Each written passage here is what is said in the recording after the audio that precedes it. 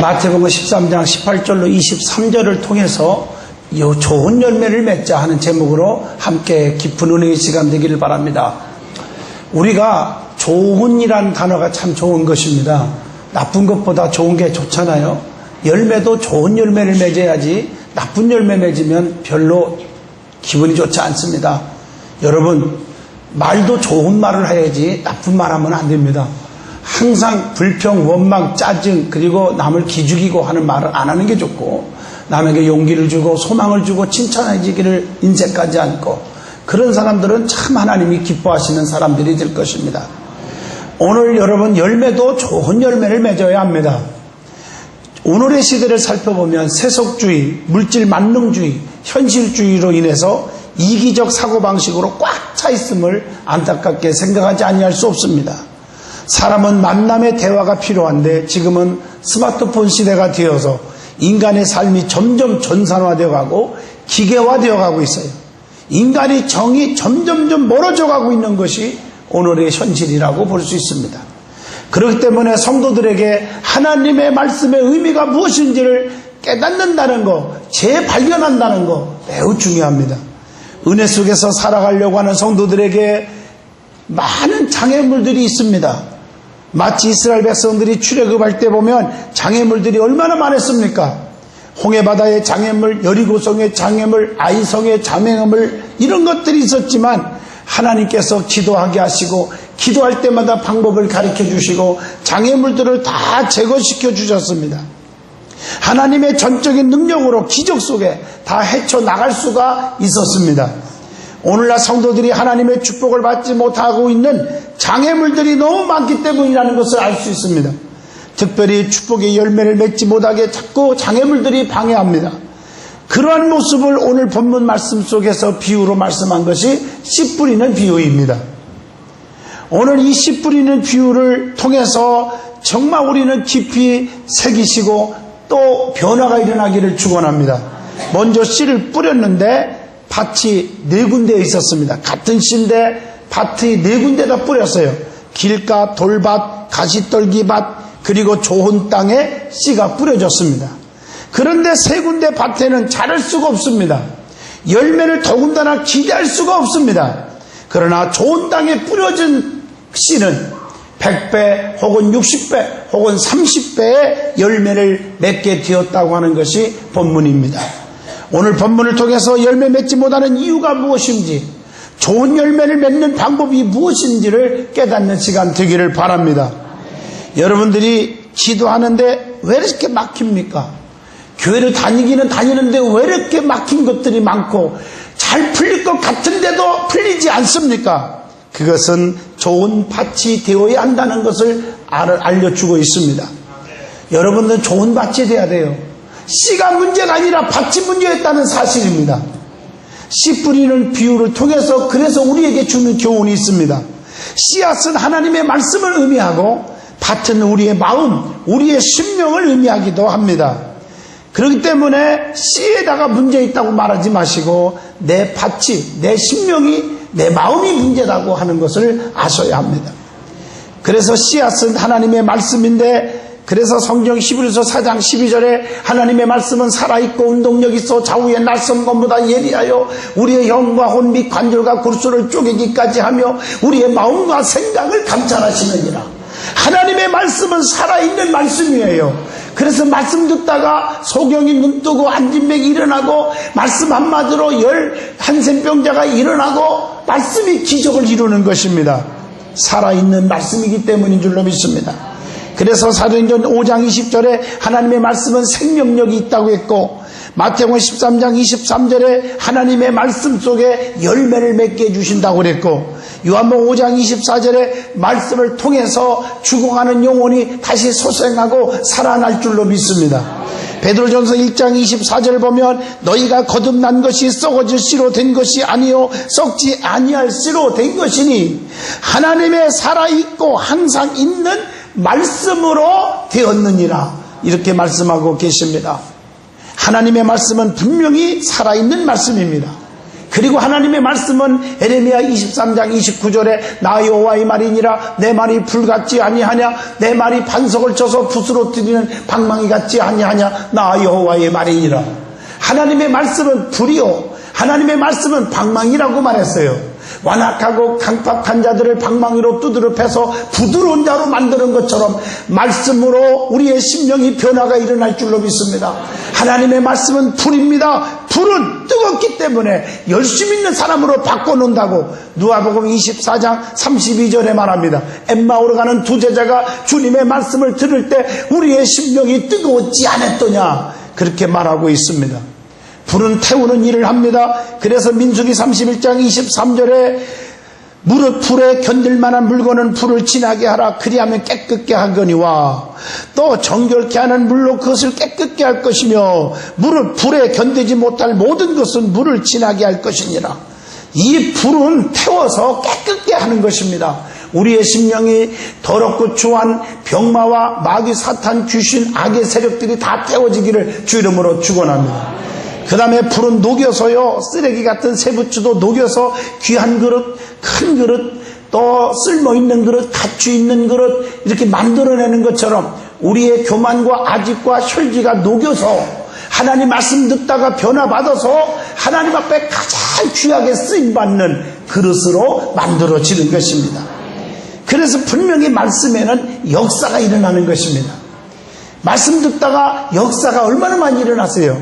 말씀 한마디로 천지가 창조됩니다. 여호와께서 가라사대 빛이 있으라 하심에 빛이 있었고 요한복음 1장 3절 만물이 그로 말미암아 지은 바 되었으니 지은 것이 하나도 그가 없이는 된 것이 없느니라. 말씀의 역사는 창조의 역사가 일어나는 것입니다. 그리고 누가복음 24장 34절 말씀의 역사는 계시의 역사가 일어나는 것입니다. 그리고 요한복음 1장 14절 성육의 역사가 일어납니다. 말씀이 육신이 되어 우리 가운데 거하심에 그랬습니다. 또 누가복음 7장 47절 보면 속죄의 역사가 일어납니다. 내가 네게 말하노니 또 많은 죄가 사하여졌도다. 이는 저의 사랑함이 많음이라. 사함을 받은 일이 적은 자는 적게 사랑하느니라. 이 말씀을 통해서 죄가 사해지는 속죄의 역사가 일어나는 것입니다.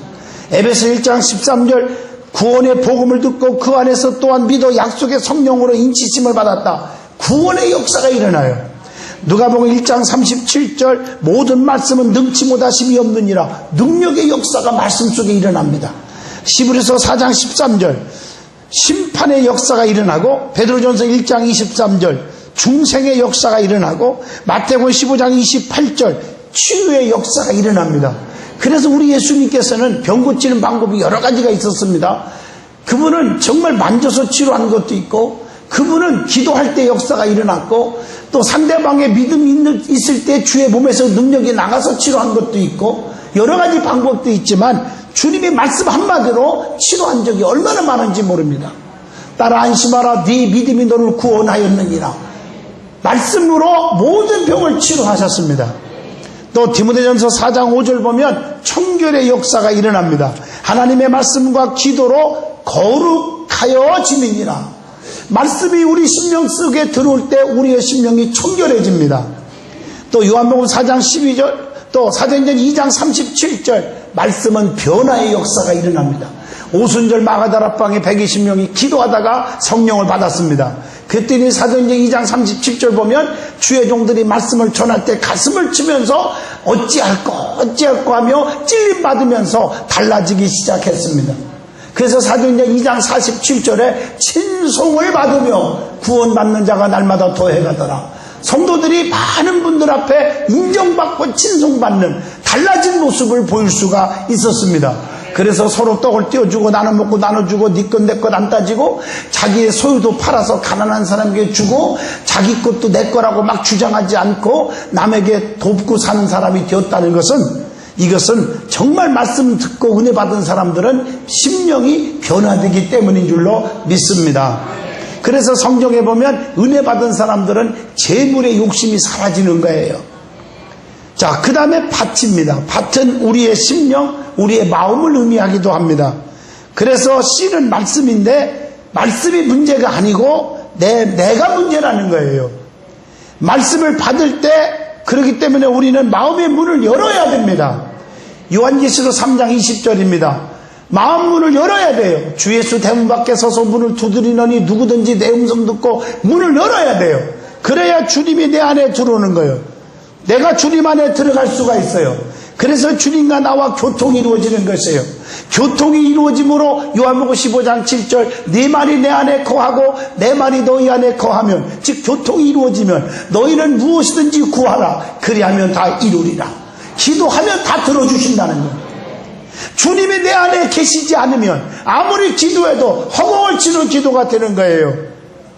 여러분, 마음문 여시기를 주의 이름으로 부탁합니다.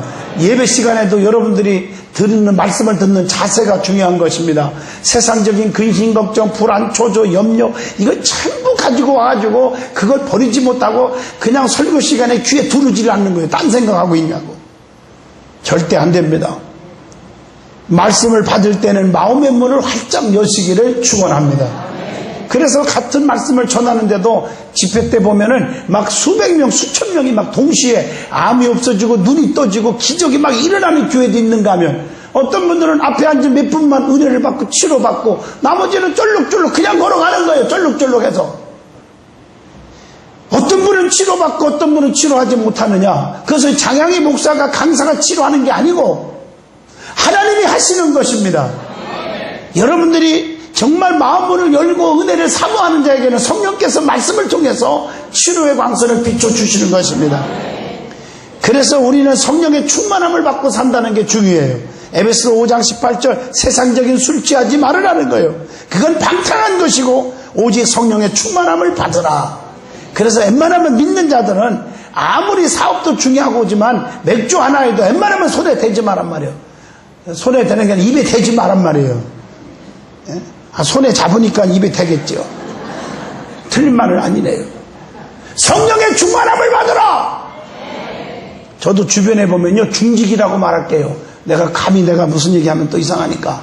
정말 저 사람 하나님의 사람인데도 불구하고 그냥 술 한 잔씩은 적당히 다 하는 사람들이 있어요. 기가 막혀요. 우리 교인 가운데도 아마 있을 거예요. 아마 속으로 한번 손 들어봐. 속으로 있잖아요. 저렇게 성령의 충만함을 받으라. 세상의 술에 취하지 말고 성령의 술에 취하면 주님이 붙잡아 주십니다. 그리스도의 영이 없으면 그리스도의 사람이 아니라고 로마서 8장 9절에 말합니다. 너희 속에 하나님의 영이 거하시면 너희가 육신에 있지 아니하고 영에 있나니 누구든지 그리스도의 영이 없으면 그리스도의 사람이 아니라. 그래서 갈라디아서 2장 20절에 내 속에 예수님이 산 것처럼 살아야 될 줄로 믿습니다.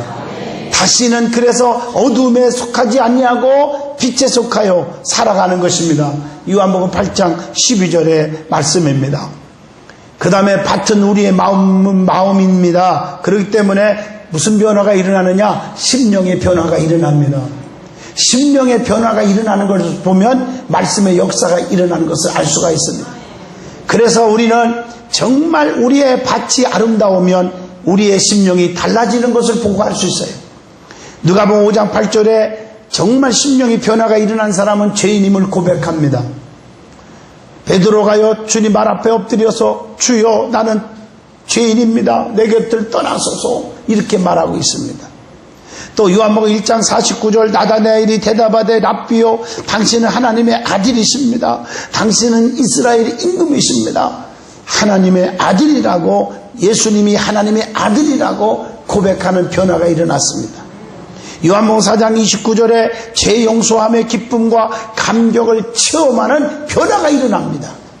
또 고린도후서 4장 16절에 겉사람은 후패하나 속사람은 날마다 새로워진다고 말씀하고 계십니다. 로마서 14장 8절에 그러므로 우리는 살아도 주를 위해 살고 죽어도 주를 위해서 죽나니 그러므로 사나 죽으나 주의 것임을 고백하고 살아가는 것입니다. 이것이 바로 우리의 심령의 변화인 줄로 믿습니다. 세 번째로는 생활의 변화가 일어나야 돼. 생활의 변화. 진짜 은혜 받으면 우리의 삶의 모습을 보면 알아요.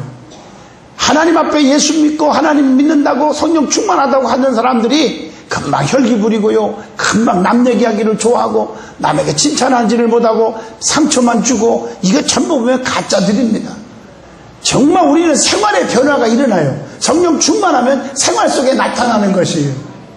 그래서 오순절날 성령이 임하니까 심령의 변화가 일어났고, 심령의 변화가 일어나니까 서로 떡을 띄워주고 나눠 먹고 나눠주고 이렇게 사랑의 교제를 나눌 수가 있었어요. 누가복음 19장 8절에 사케오가 예수님을 만나고 심령의 변화가 일어나니까 생활의 변화가 일어난 거예요. 남의 것 뺏어서 호주머니에 착복만 할 줄 알았던 사케오가 남의 것 뺏은 거 생각만 나면 무조건 4배 갚아주겠다. 내 재산 반절을 딱 잘라서 가난한 사람에게 다 퍼주겠다고 이렇게 말한 것을 보면 정말 은혜 받으면 생활의 변화가 일어날 줄로 믿습니다. 마태복음 5장 44절 보니까 너희 원수를 사랑하며 너희를 핍박하는 자를 위하여 기도하라. 이게 삶의 변화가 일어나는 것입니다. 사도행전 2장 45절 보면 이웃을 사랑하는 것입니다. 여러분 속에 생활의 변화가 일어나기를 주 이름으로 부탁합니다.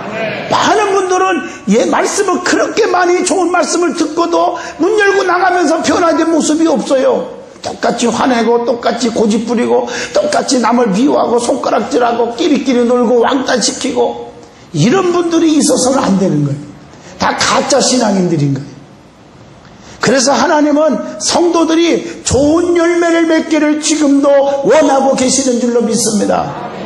무화과 나무가 열매 없을 때 저주받은 거 아시잖아요. 마태복음 21장 19절에 열매를 보면 아는 거예요. 좋은 나무는 좋은 열매를 맺게 되어 있단 말이에요. 그 열매를 보고 야 좋은 나무였구나, 배 여는 걸 보고 배나무였구나, 사과 여는 걸 보고 사과나무구나 알 수가 있어요. 열매를 맺으면 더 많은 것을 맡겨주거든요. 마태복음 25장 23절에 보면 착하고 충성된 종아 네가 지극히 적은 일에 충성하였음에 더 많은 것을 내게 주며 네 주인의 즐거움에 참여할지어다. 막 열심히 열매 있는 사람은 더 많은 일을 맡겨서 더 많은 열매를 맺게 하나님이 하시는 거예요. 우리 든든한 교회도 어떤 구역장은요 5구역씩 맡은 분이 있거든요. 정말 있어요. 다른 지역에 또 우리 구역장 혹은 지역장을 파송했어요. 그분들은 정말 귀한 분들이에요. 다른 지역에 가서 파송받아서 지역장을 하고 구역장도 하고 막 그래요. 왜? 이게 성경의 원리예요. 열심히 일하는 사람 더 많이 맡겨요. 어떤 사람 있는 것도 좀 못하게 하고 싶은 데는 많아요. 근데 상처 안 주려고 그냥 좋게 말하는 거죠. 바쁘시지요? 그러니까 그만하시고 다른 거 하시죠. 이런 거. 그게 열매 없어서 뺏기는 거거든요. 참고하시길 바라요. 나 이런 얘기를 안 하고 해야 되는데 성도는 교회에서 말꾼이 아닌 일꾼 신자가 되어야 됩니다. 그래야 열매 맺는 거예요. 언행의 열매, 전도의 열매, 축복의 열매 맺어야 되지 않겠습니까? 자, 두 번째로 은혜 받을 말씀은 길가 돌밭 가시떨기에 뿌려진 씨앗은 왜 열매를 맺지 못했을까 하는 문제입니다. 길가와 돌밭에 뿌려진 씨가 있는데 성경을 잘 보면 열매 맺지 못한 이유가 있어요. 마태복음 13장 5절에 보니까 흙이 깊지 아니하므로 싹이 나오나 해가 돋은 위에 다 타서 자라지를 못한다 그랬어요. 그래서 신앙생활에는 뿌리를 깊이 내려야 되는 것입니다. 깊이 뿌리를 내리지 못하는 거예요. 뿌리를 깊이 내려야 영양분을 받을 수 있어요. 깊이 내리지 못하면 영양분을 받을 수가 없어요. 주님께 뿌리를 깊이 내리면 주님의 능력과 주님의 사랑과 주님의 기적과 축복을 받을 수가 있는 것이에요. 여러분 교회에 뿌리를 깊이 내릴 때 시온의 대로가 열리며 내가 내 교회를 세우리니 음부의 권세가 이기지 못하게 하리라. 마태복음 16장 18절에 복을 받을 수가 있어요. 시편 122편 말씀처럼 예루살렘을 향하여 평안을 구하라. 예루살렘을 사랑하는 자에게 내가 형통케 하리라. 형통의 복을 받으려면 교회에 뿌리를 깊이 내리고 신앙생활을 하셔야 될 줄로 믿습니다. 여차면 떠나지 그럼 무슨 축복이 오겠습니까? 목장관에 뿔을 내리셔야 목사가 눈만 뜨면 눈만 감으면 뜰 때나 감을 때나 이런 물로 기도가 나갈 거 아니겠습니까? 저 사람은 언젠가는 터질 사람이다, 언젠가는 떠날 사람이라고 내 머릿속에 와닿는다면 기도가 나가겠냐 그 말이에요. 사명관에 뿔을 내리고 신앙관에 뿔을 내릴 때 하나님의 영권을 주어서 그 일을 감당하게 하신다는 것입니다. 뿌리를 깊이 내려야 돼요. 돌밭 때문에 뿌리를 내릴 수가 없어. 이것을 마태복음 8장 11절로 12절에 보면 말씀을 듣고도 깨닫지 못한다는 것입니다. 그러나 길가와 돌밭에 뿌려진 씨앗의 결과가 어떻게 되었습니까? 마태복음 13장 6절 말라버려 버렸어요. 영적으로 말라버리면 영원히 죽어버립니다. 또 악한 자가 뺏어가 버렸어요. 본문 19절에 길가에 뿌렸는데, 여러분 길가는 사람들이 많이 받고 다니는 것을 말합니다. 그래서 아주 다져졌기 때문에 씨를 뿌려도 뿌리를 내릴 수가 없어요. 그러다가 새들이 지나가다 딱 쪼아 먹는 거예요. 여러분 정말 길가 같은 심령이라면 아주 깜빡해요. 이런 자들은 지나가는 마귀들이 막 다 쪼아 먹는 거예요. 그래서 우리는 이걸 아셔야 돼요. 말라 비틀어 죽으면 안 된다. 그리고 악한 자가 와서 뺏어가지 않도록 뿌리를 내려야 된다는 얘기죠. 성도는 악한 자를 이겨야 합니다. 싸워서. 요한일서 2장 13절입니다. 그런데 그것은 데살로니가후서 3장 3절 주님이 지켜주셔야 되는 줄로 믿습니다. 여러분 TV를 보면요, 동물의 세계라든가 딱 보면은 호랑이 새끼도요, 호랑이들이 지켜요. 자기 새끼들을요. 아니 천하의 세상에 동물들의 황제가 말이요, 새끼들이 어떻게 될까봐 지키더라고요. 왜 그런 줄 아세요? 새끼 조그만할 때는요, 컸을 때가 새끼들이 위험이 있는 거지 작으면 약해요. 그래서 독수리가 지나가다가 발톱 딱 깎여가서 죽여서 뜯어먹는 거거든요. 좀 모르시면은 한번 보세요. TV도 그런 거예요. 우리가 아무리 하나님의 자녀라도 영적이 약해버리면요, 마귀들이 다 잡아먹어요, 우리를요. 지금 안티들한테 넘어가고, 지금 이단들한테 넘어가고, 다 그렇지 않습니까? 견눈질하다가 넘어가버리고. 여러분, 강한 자가 되시기를 축원합니다. 주님이 지켜주셔야 되는 거예요. 내 맘대로 되는 게 아니거든요. 데살로니가후서 3장 3절 주는 미쁘사 너희를 굳게 하시고 약한 자에게서 지키시리라. 악한 자에게서 지키시리라. 어떻게 열매를 맺을 수 있습니까? 말씀을 잘 받아야 합니다. 오늘 본문 18절로 19절입니다. 겸손하게 마음문을 열어야 합니다. 마음문 열지 않으면 안 됩니다. 강팍한 마음을 버려야 합니다. 말씀의 뿌리를 깊이 내려야 될 줄로 믿습니다. 자, 두 번째, 가시떨기 밭에 뿌려진 씨앗이 있었습니다. 왜 열매를 못 맺을까요? 가시들이 너무 많아갖고 자라다가 기운을 막아버렸다. 이게 오늘 본문 7절입니다. 성도는 하나님의 기운을 받아야 살거든요. 근데 이 가시떨기로 이렇게 다 막아서 기운을 막아버려요. 성도는 성령의 충만함을 받아야 삽니다. 스가랴 4장 6절 힘으로 안 됩니다. 능으로 안 됩니다. 오직 여호와의 신으로만 되느니라. 하나님의 기운을 받는 것이 뭐냐? 성령 충만한 삶입니다. 그래서 이 가시 때문에 문제예요. 가시가 뭘까요? 가시는요, 이사야 34장 13절에 파멸을 의미합니다. 호세아 2장 6절 심판을 의미합니다. 고린도후서 12장 7절 가시는 사탄을 의미합니다. 야고보서 4장 4절에 가시는 한마디로 말하면 세속적인 것, 세상에 속한 것을 의미합니다. 그래서 가시는 어떻게 해야 될까? 가시는 한마디로 잘라내야 합니다. 잘라내시기를 축원합니다. 가시로 막 엉켜있어. 왜 이렇게 세상살이에 복잡하게 살려가십니까? 좀 단순하게 사시기를 축원합니다. 모든 것을 인간적인 계산으로 풀어보려 하지 말고 주께 다 맡겨버려요. 그냥 모든 염려를 다 맡기란 말이에요. 수고하고 무거운 짐진 자들아 다 내게로 오라. 내가 너희를 편히 쉬게 하리라. 다 너의 짐을, 너의 행사를 맡겨라. 너의 경영하는 것을 내가 이루게 하리라. 맡기지 못하고 내 머리를 짜서 하려고 하니까 될 것 같지만 안 되는 것이 너무 많단 말이에요. 세상적인 모든 염려, 근심, 걱정을 버리시기를 축원합니다. 마태복음 6장 31절입니다. 염려하여 이르기를 무엇을 먹을까, 무엇을 마실까, 무엇을 입을까 하지 말으라. 베드로전서 5장 7절 그래서 너희 염려를 다 주께 맡겨라. 저가 너희를 권고하심이니라. 빌립보 4장 6절 아무것도 염려하지 말고 오직 모든 일에 기도와 간구로 너희 구할 것을 하나님께 아리라. 이렇게 말씀하고 계신 줄로 믿습니다. 우리는요, 하나님이 주신 은혜와 하나님이 주신 능력 앞에 그냥 감사만 하세요. 감사만. 나보다 못한 사람들이 세상에 얼마나 많은 줄 아십니까? 감사하시면 주님이 책임져 줘요. 고마움을 느끼고 순수하게 하나님 앞에 진짜 몸과 마음과 생명을 드려 감사하세요. 감사 드리십시오. 아멘 하세요. 어느 농촌의 농부가 열심히 농사를 졌는데 무밭을 만들었는데 무를 하나를 캐고 보니까 무가 사람만한 게 큰 게 하나가 나오는 거예요. 이야, 너무 귀하다. 그래서 이걸 어떡할까 하다가 제일 좋은 그 무 큰 걸 원님한테 갖다 주자. 원님들이 도와줬으니까 고맙으니까 그 원님한테 갖다 주었어. 그 원님이 너무 감격스러워가지고 부하를 불러갖고 여봐라, 우리 집에서 선물 들은 것들 많지 않냐? 그 중에 제일 좋은 거 갖다 줘라. 왜? 저 농부가 제일 좋은 거 가져다지 않니? 나도 제일 좋은 거 줄게. 갖다 줘라.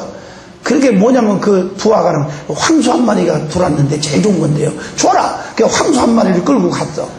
아멘 좀 하시면 안 돼. 그 소문이 동네방네 퍼졌더니 어떤 또 농부가 심술궂은 사람이 그러면 내가 황소 한 마리를 갖다 주면 딱 몇천 평이 생기겠네? 이래가지고 황소 한 마리를 끌고 원님한테 갔어. 나 원님 덕분에 이렇게 이렇게 산다고. 그 우리 집에 제일 좋은 황소 한 마리 갖다 줬으니 이걸 가지시라고.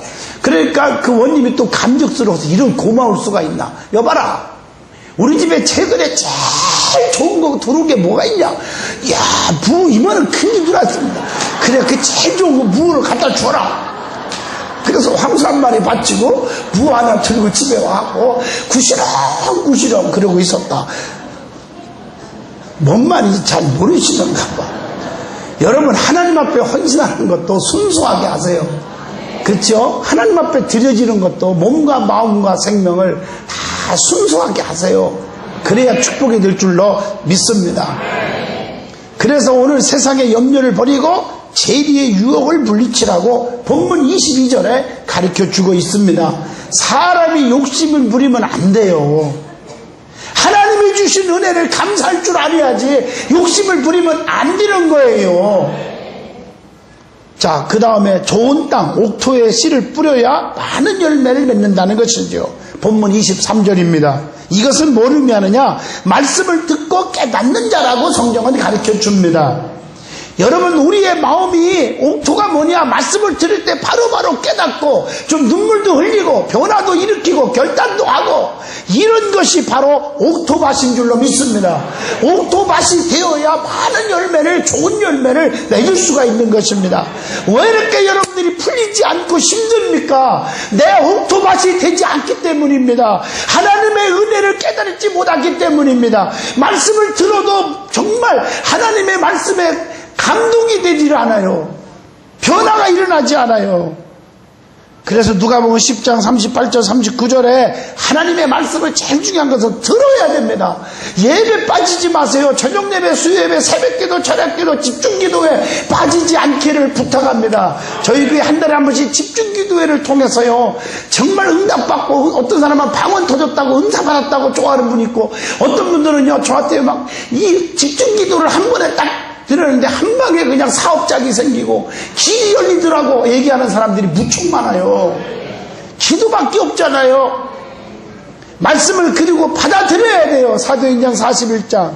그리고 주님을 마음속에 영접해야 돼요. 마태복음 10장 40절입니다. 그러면 오늘 성경 말씀, 본문 말씀처럼 100배, 60배, 30배의 열매를 맺느니라.